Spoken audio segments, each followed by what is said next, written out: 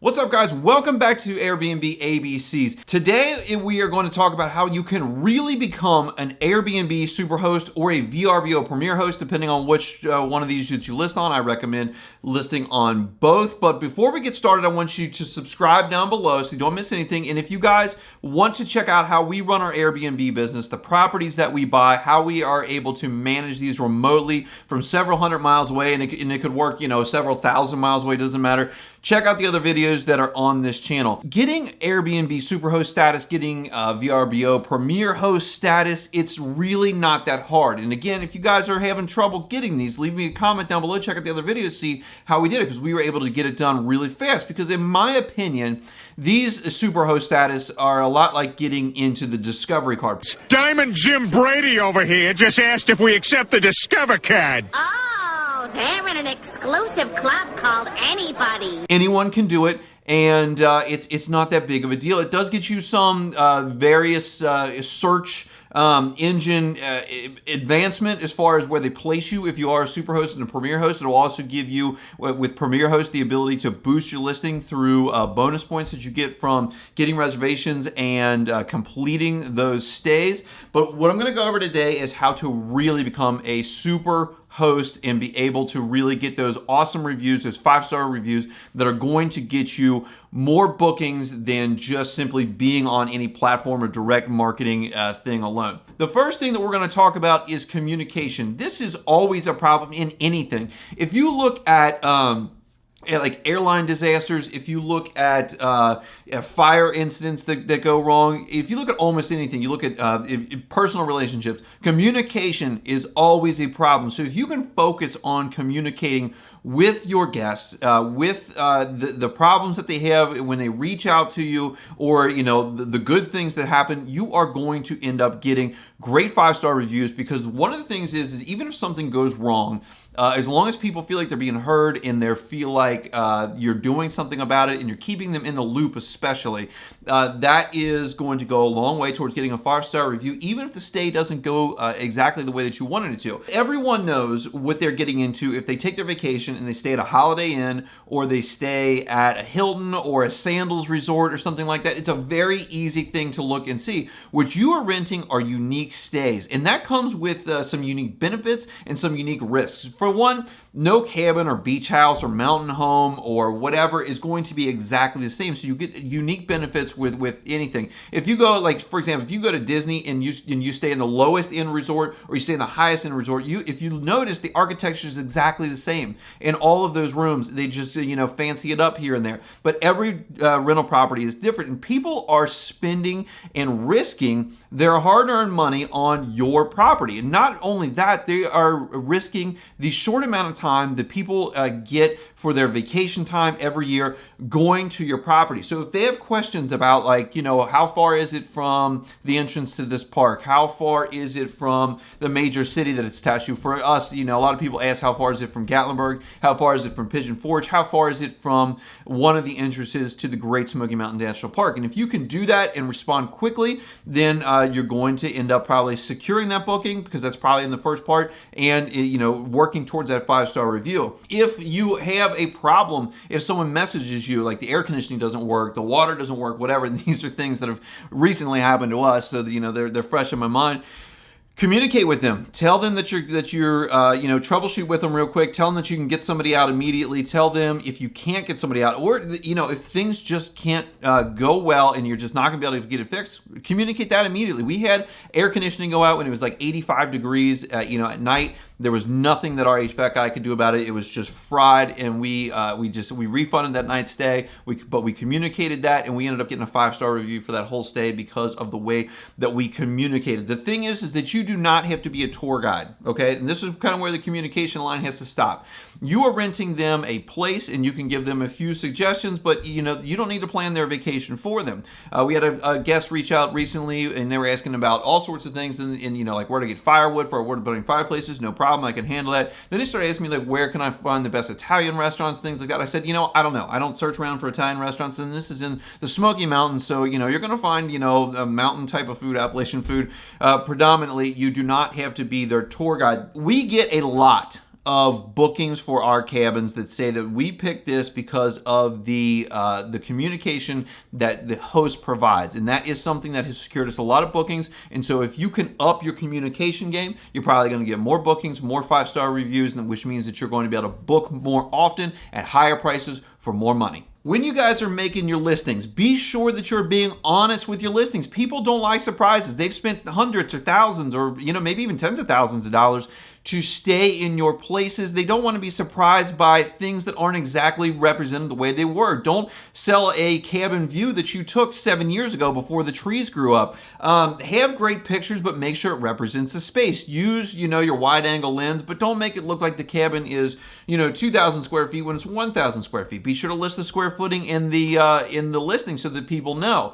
Sell the experience of your place. Remember, you guys are not renting out 4 walls and a ceiling and a floor. You're renting out an experience, and this is what is going to get you more bookings for your short-term rentals. Sell that cabin experience, sell that beach experience, but also don't leave out the negatives. If there's a really steep road or driveway coming to your place, which is very common in the Smoky Mountains, you need to list that in there. You need to make it very clear. If there's no Wi-Fi, if you have cable television and you just use streaming devices like Roku's or Fire Sticks or whatever, that needs to be in there so that people aren't surprised by that. If there's a gravel driveway, a gravel road, again, these are common in the Smokies. They're common in beach markets.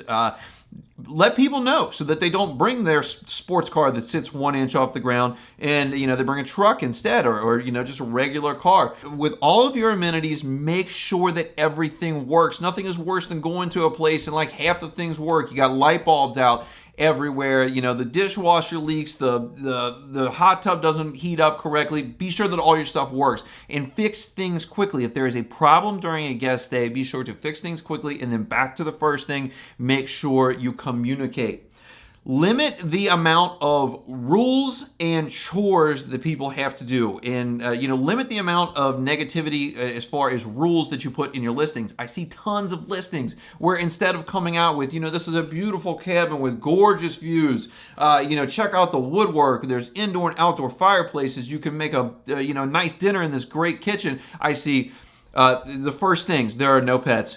There is no smoking. If you do anything, it'll be $300. If you do whatever, it'll be whatever. Sell the place, find a few, like 3 or 4 rules, and put them in there. The worst ones that I have seen are the ones that have notes all over the cabins. We bought a cabin like this, and everything had a note on it that said, don't do this. If you do it, you will be fined. Like, if you move the pool table at all and we have to have it re-leveled, it'll be $350. Like, no one's playing competition pool at these cabins. And if people move it, just level it with a 4-foot level, have your handyman do it. Nobody cares. Anyone that plays seriously is going to be able to probably level it themselves if they really want to. The thing is with these is keep your rates high enough to keep riffraff out, to keep this crazy behavior like people on top of hot tub covers, people on top of pool tables. If you keep your rates high, you keep your reviews high, you have excellent pictures, you're going to get guests that probably don't do this. So we have 4 rules in our properties.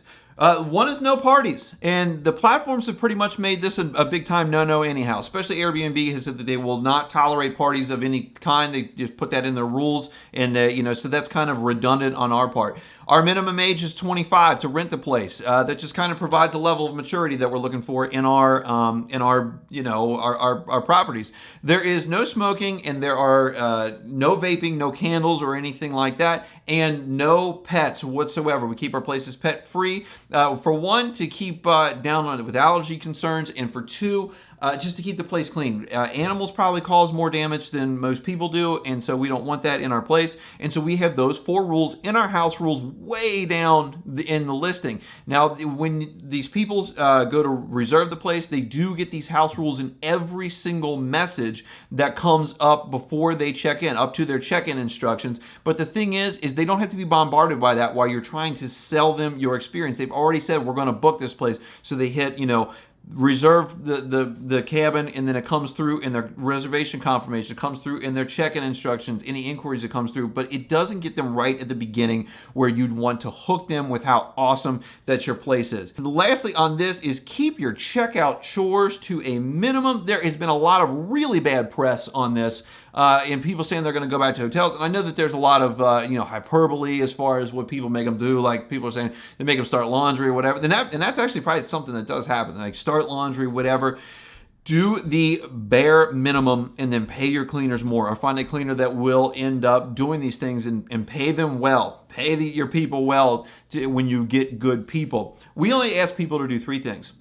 Take their trash out, run the dishwasher before they leave, and then just throw their used towels on the bathroom floor. That is it. And really the only reason that we ask people to take their trash out, and that's just, outside the outside garbage cans, and run the dishwasher, is because we do a lot of same-day turns. We're on a very narrow time frame to get these things done. Technically, we're between 10 a.m. and 4 p.m., but realistically, our cleaners only have about an hour, maybe an hour 15, hour and 30 minutes to do our cabins because they have so many going on in the busy season. And so that needs to be done so that these folks can get in and out and make the cabin perfect for the next guest that's coming up. One of the biggest things to remember here, guys, it is a lot of us came up as long-term rental investors. So we were, used to just providing a product, and the tenants would take care of it, and there was a lot of training the tenants to, for example, if they would contact you with, just whatever type of stuff after business hours, that you would not respond to them until the start of business the next day, to train them not to contact you with anything less than an emergency overnight.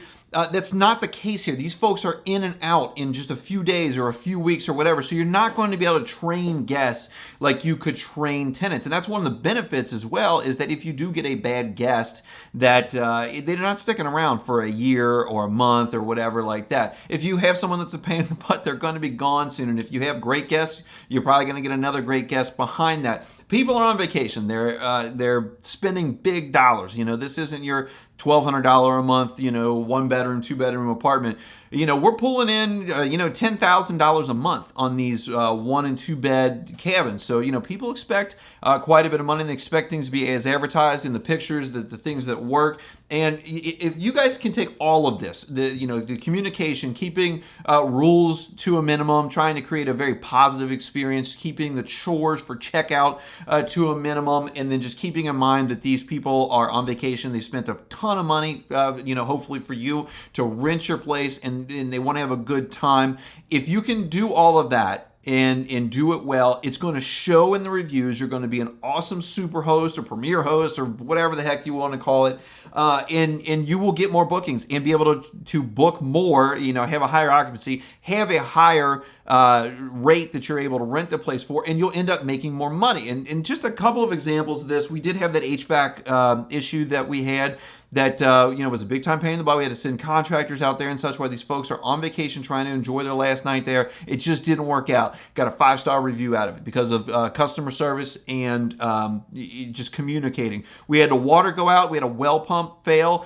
That's exact same cabin. It's actually cost us a bunch of money in maintenance this year. Again, had to have a contractor come out, was able to get it fixed, but they're there at the evening. People have, there's cranes running, moving well pumps and stuff.